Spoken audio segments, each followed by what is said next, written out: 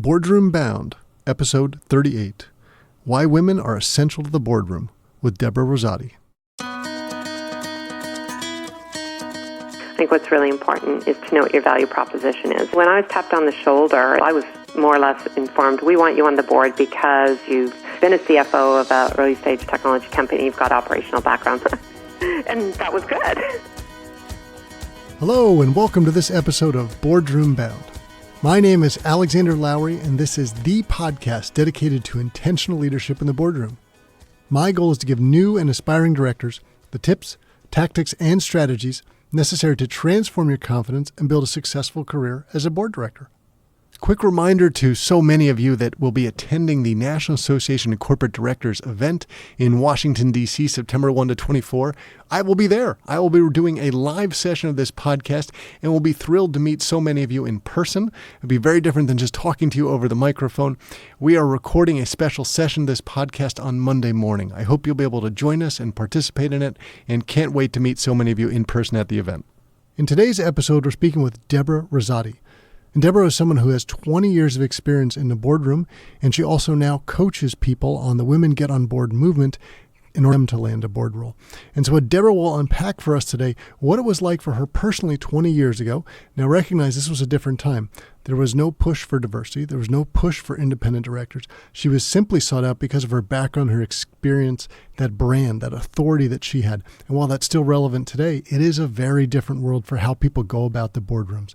The turnover happening in board, the number of opportunities. There's so many differences today. And we're going to unpack the lessons learned from what she did and how that can be applied today. And of course, the knowledge and experience that she gets to people as the founder and CEO of Women Get On Board, where she is connecting, promoting, and empowering women to corporate boards. We're going to dive into all of that today, and I can't wait to share the show with you.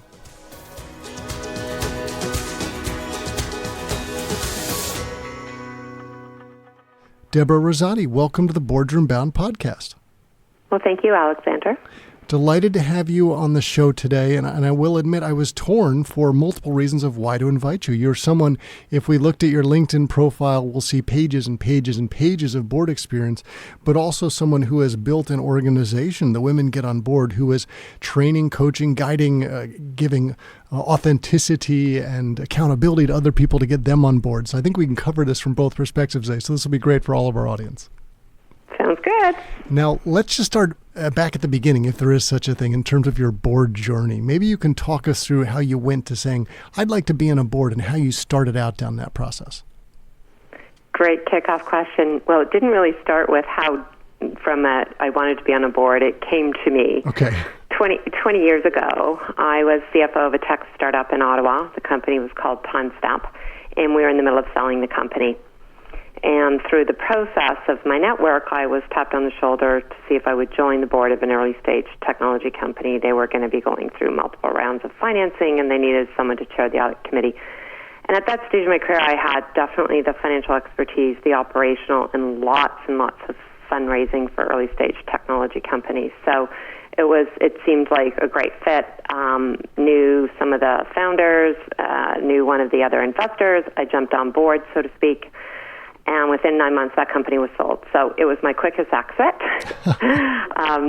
And from there, by the time I was exiting out of that board, I had already left as CFO of the company that I was selling. The company was an acquisition, and I moved on from there.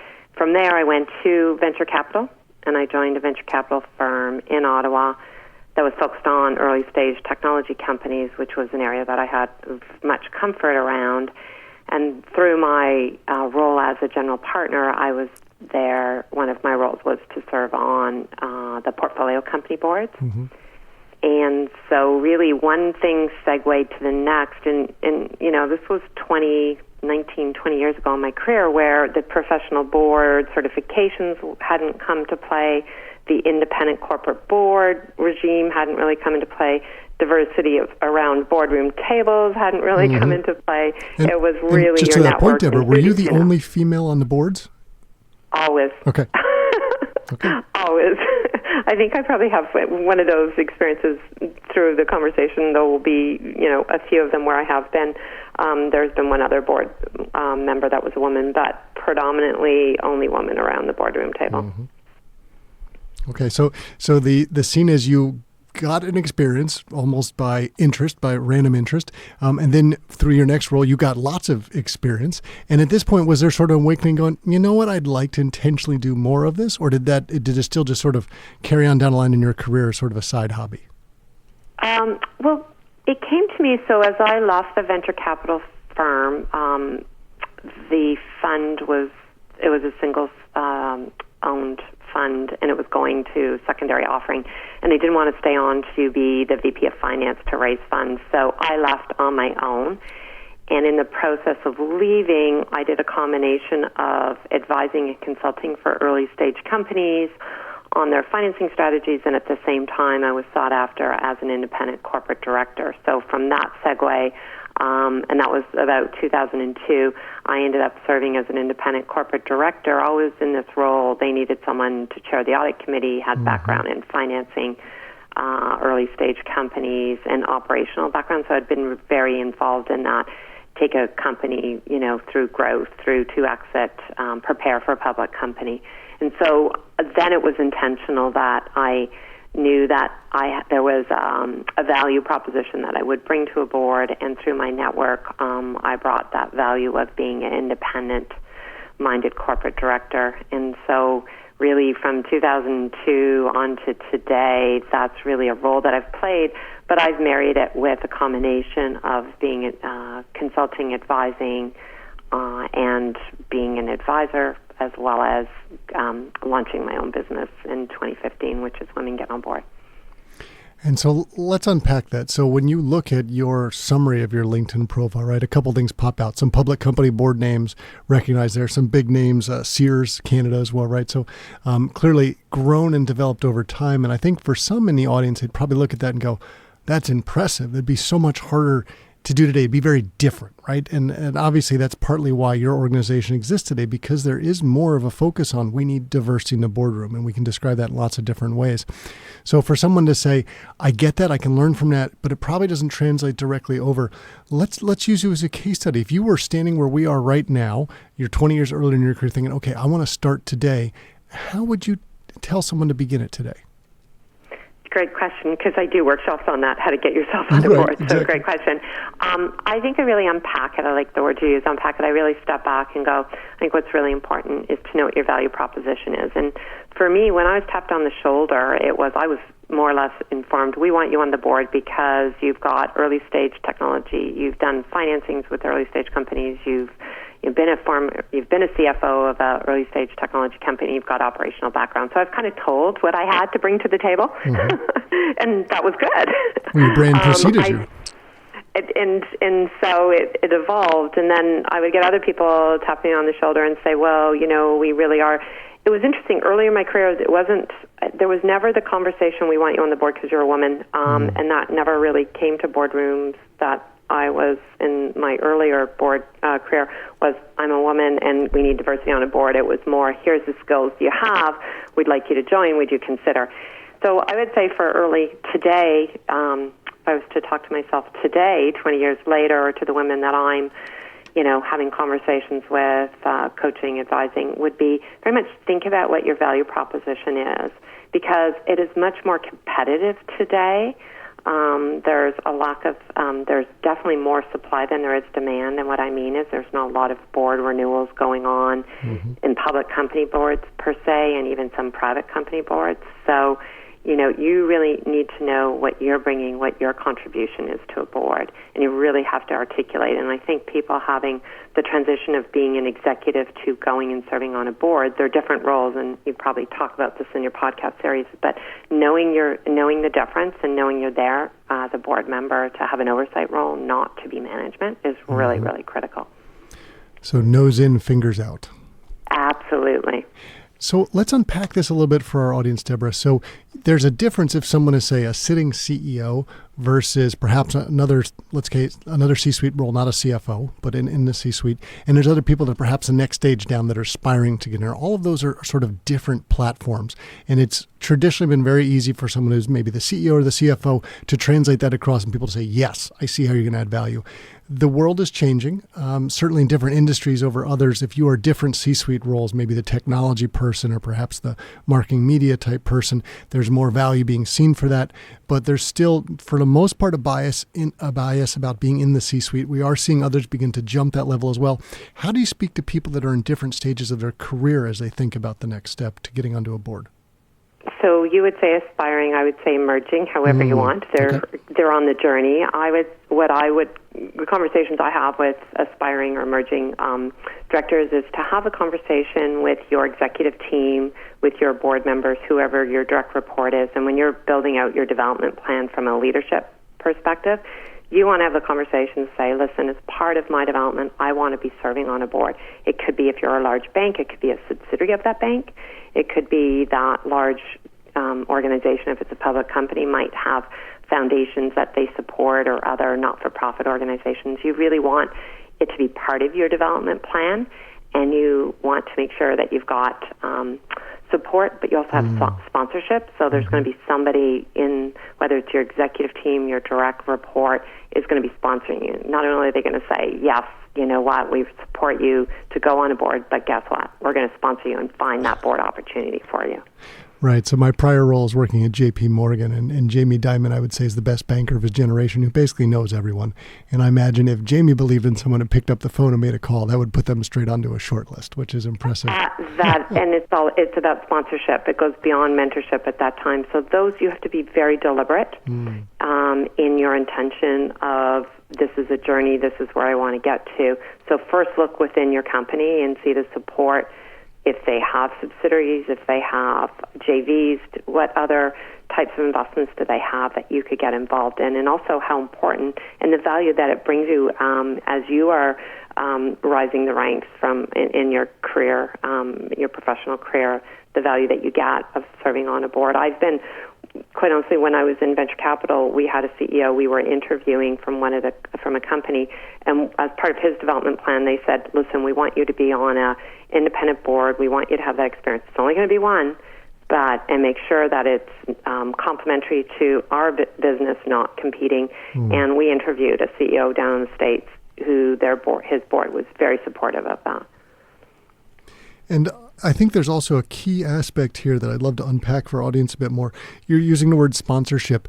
And to me, I'll translate that across as it's me knowing that I want to be a board member, an emerging board member, and I need to share that. I can't keep it a secret. And there's lots of different ways you can do that. One of the best ways is just what you're talking about for sponsorship, right? Especially, not only do you want your bosses to know because you need coverage for that, but the networks they have, but it's sharing it wider and probably intentionally, right? With people hopefully who can help you and believe you and trust in you. Can you help people understand that a bit more? Maybe this is a new thing to them. They're thinking, my whole career, I've done it myself. I've made it work. I've pulled myself up by my bootstraps. I've gotten all these jobs. You've got to think differently for a board role, right? Right, because there's a limited supply of corporate boards available, positions, because there's not a lot of renewal going on. So people, on your LinkedIn profile, it doesn't necessarily jump out at you that you're looking for a board opportunity. So that's a starting point. If you are, I tell people, put it on there that you're looking, whether you're looking for a speaking engagement, whether you're looking for a job, whether you're looking for a board opportunity, it has to be clear. You have to let your network know. You have to let your, executive team or your direct report you're looking. And sometimes it's starting with an organization where you might be on a committee and it's not directly the board, and there's stepping stones along the way. Maybe it's volunteering with an organization that you really are passionate about. Like, for instance, take Habitat for Humanity. Maybe you're on a build, right, and you go out to do some volunteer work, and through that, by association, you find out more about the organization, and then, a call for nomination comes up. You've got some experience about the working with that organization. So it's being deliberate. And it's really interesting for some people to consider a LinkedIn profile. Let's just take that as an example. You brought it up. I liken it to a resume. You can have multiple versions of a resume. Let's say you're applying for different jobs, and they might be in different industries, so you can tailor it appropriately. You only get one story on LinkedIn, which is why I love to go look at it for someone, because I know the quote unquote real them, right? So if you get someone who's both aspiring to get into the C-suite and they want to be a future CEO and they want to get on a board, I don't see that it's problematic to be doing both, but the messaging is probably a bit complex to have different types of audiences coming and finding it. How do you help people balance that? Because I'm sure some of the members of your organization struggle with that. So good question, and even in my own mind, as I position myself, I think I've got sort of three clear titles that I have. I put corporate director first for myself, I put entrepreneur second, and I put speaker third. And I think about that. So somebody's going to come in, corporate director, go, oh, she's got experience. And then there's a story behind it. And then entrepreneur, the business of women get on board, and other experiences I've had in that. And then speaker, my speaking engagements, and that I am looking for in particular topics that I'm interested in on diversity and governance around the boardroom table. So for anyone where they are, it really depends on the stage that you're in your career. If you know that your positioning is as an executive, that I think your LinkedIn should be positioned that way, because, executive search firms are going to go in that way, your network is going to go in that way. But you can also position that, you are looking for board opportunities. It may not be in your opening statement, but it can be somewhere in there. So you don't want to confuse, I'm going to say your readers, you don't want to confuse your audience that's coming in through LinkedIn either. So I agree with that, and that's where, by the way, it takes so much time to get it well spoken and well said, and for someone to pick it up and in the 10 seconds they're going to glance at it to get it very quickly. You also touched on something I'd love to get your thoughts on, because you hear different perspectives and maybe the answers are different stages of people's career. But people begin to think about, how do I get that first opportunity? How do I get the experience I need to get the final opportunity, sort of thing? Some people take the path of, I'm going to go down the nonprofit side, and whether I get a major nonprofit name and I'll have big time people there that I can network with, or perhaps I have to start somewhere smaller and just sort of get the experience chairing and leading that I can leverage onto somewhere else. You had some great experience before where you're talking about venture capital and private equity, and there are multiples of opportunities of those companies versus, say, public company board roles. You can view both of those either as sequential or parallel activities to try to move up to perhaps on a corporate board role.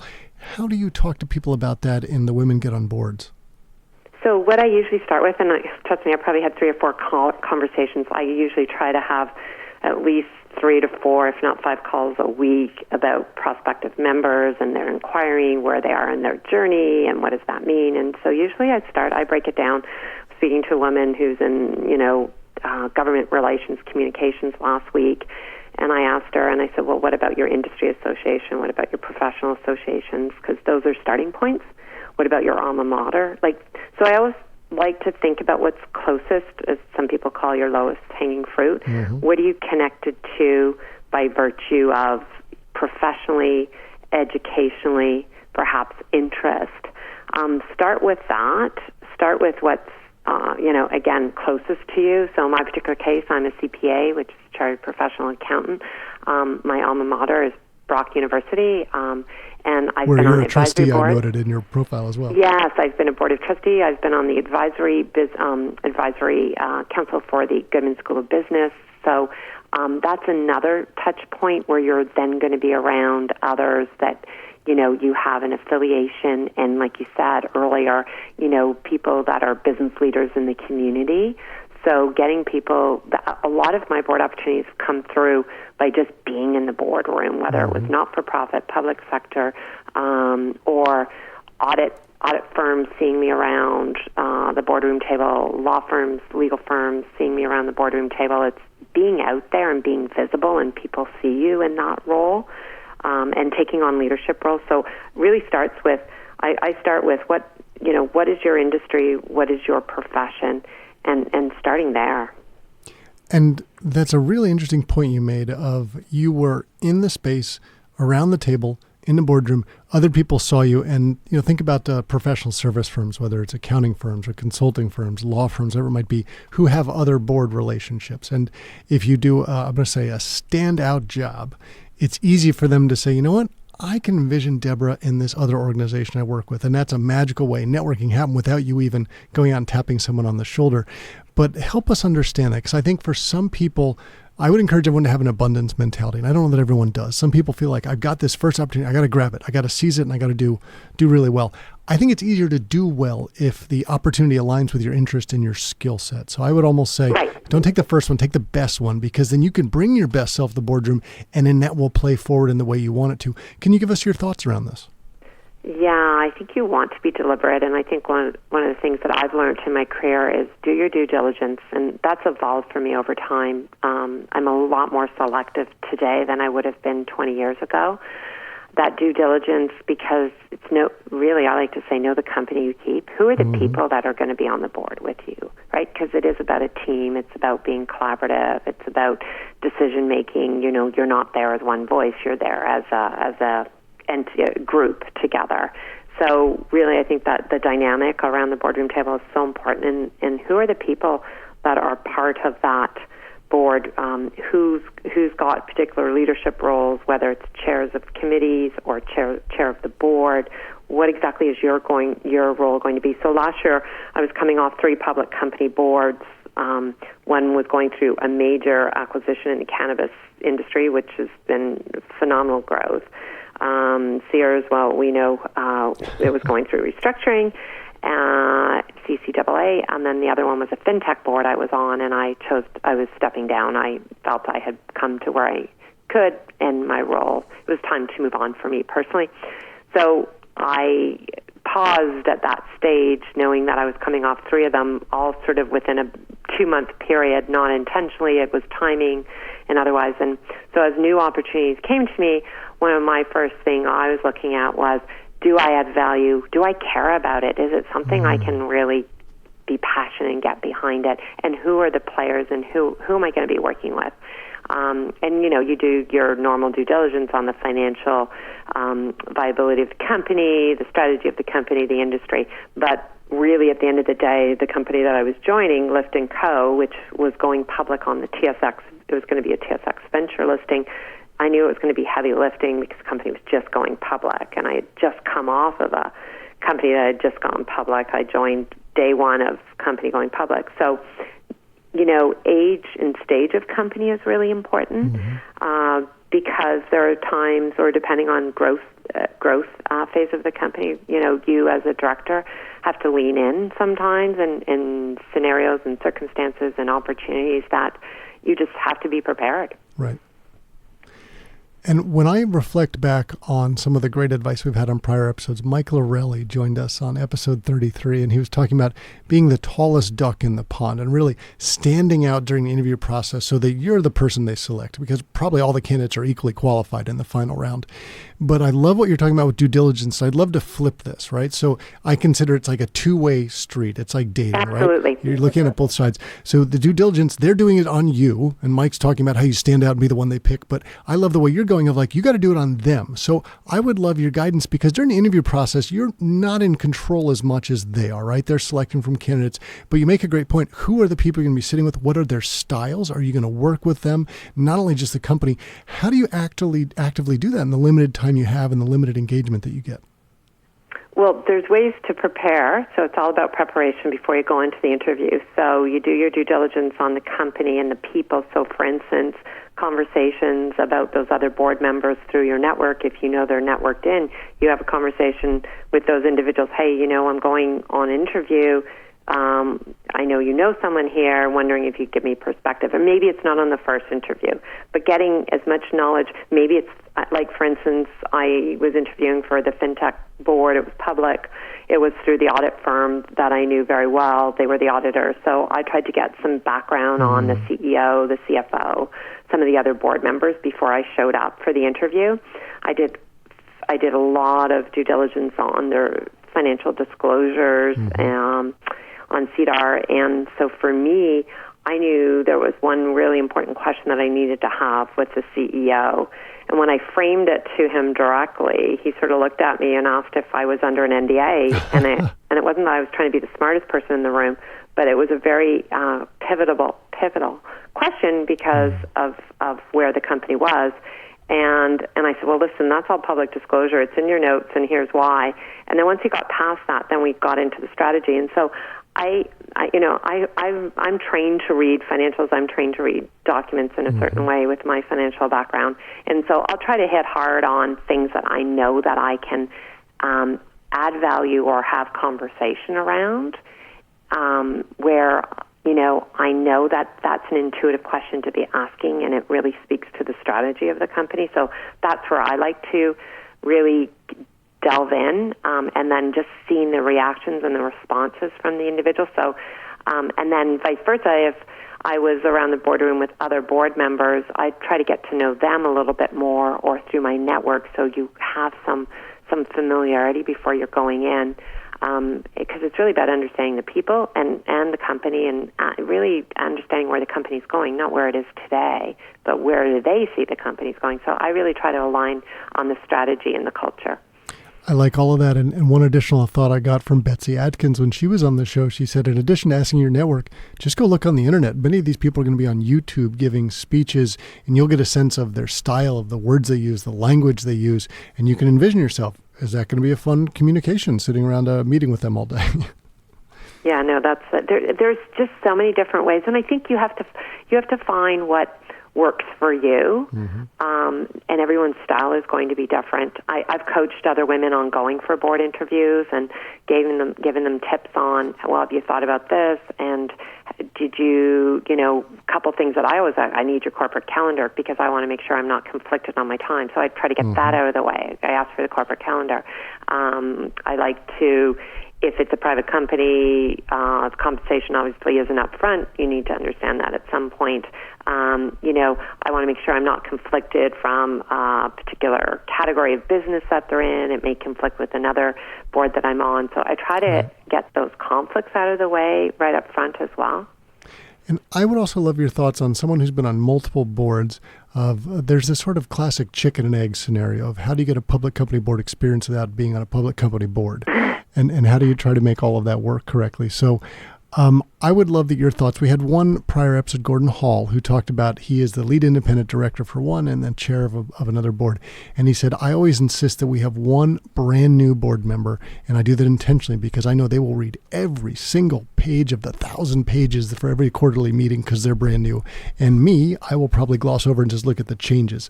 And maybe that's a great example of why people should have someone new on the board.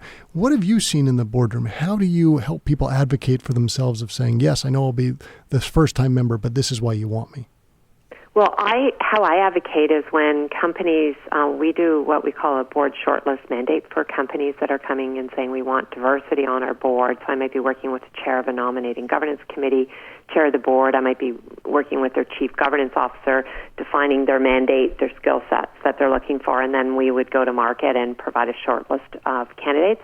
But what I try to understand is, so tell me, I have a conversation, they put the pedestal so high, they go, this person needs to have public company, and they need to have been a former, C-suite, and they need to do this, and they raise the bar really, really high, and I go, okay, well, that's great, but would you consider this? Would you consider a former CFO, a former COO, or a former executive general manager within a very large division that had P&L experience, was within a public company, but just hadn't served on a public company board. So I try to get them thinking broader than their narrow scope, because to your point, I think those that haven't been on public company boards, they've been around public company boards, can bring sometimes really insightful, more operational insights from a board that you need to think about.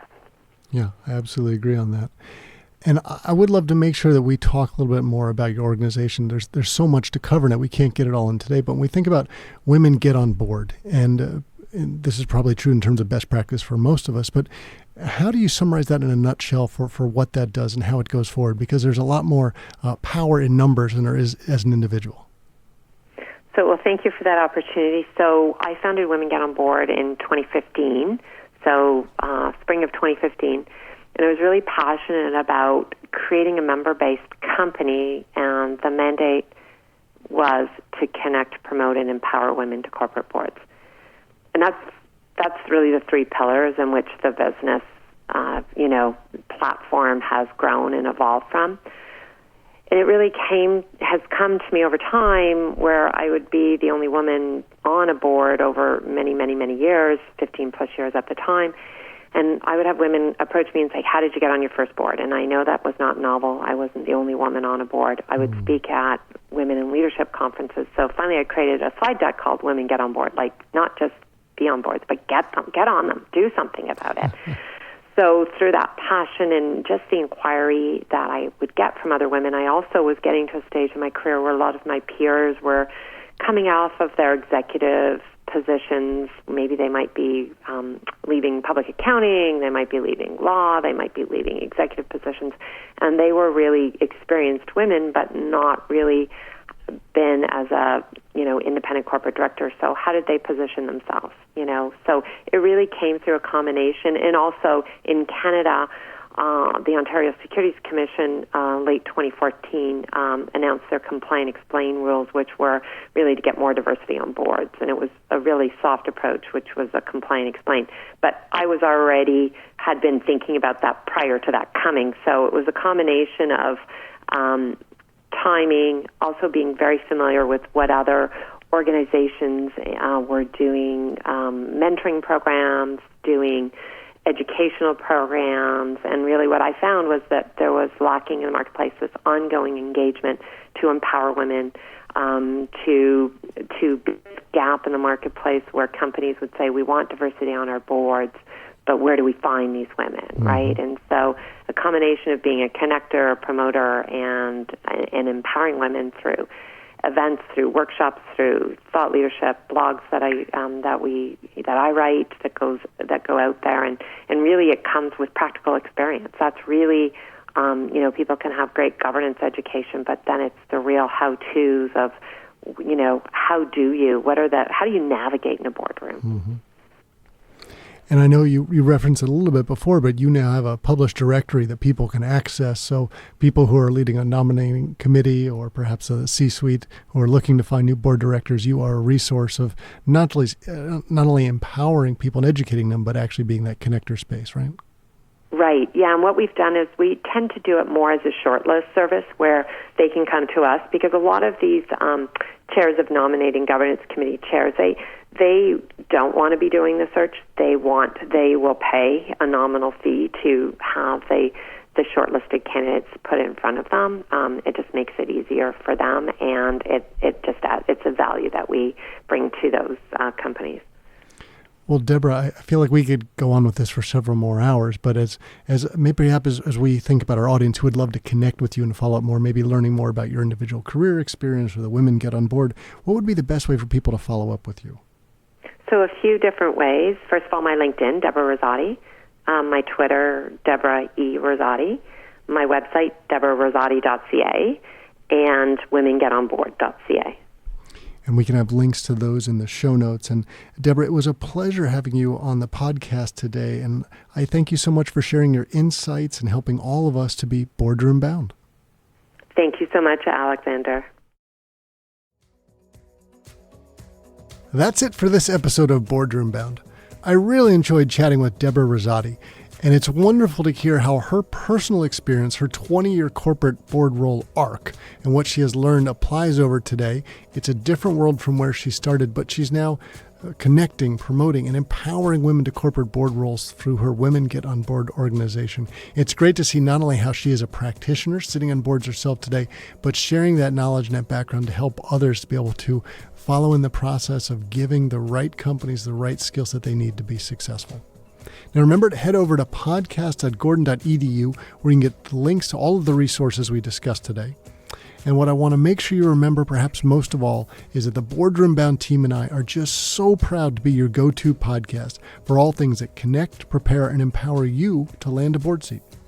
Be sure to subscribe to this podcast so you don't miss any of the high-quality content that we work so hard to bring you every Wednesday. Now, thanks for joining me today. I can't wait to share more stories and strategies from brilliant business minds with you again next week. Remember to keep tuning in to be Boardroom Bound.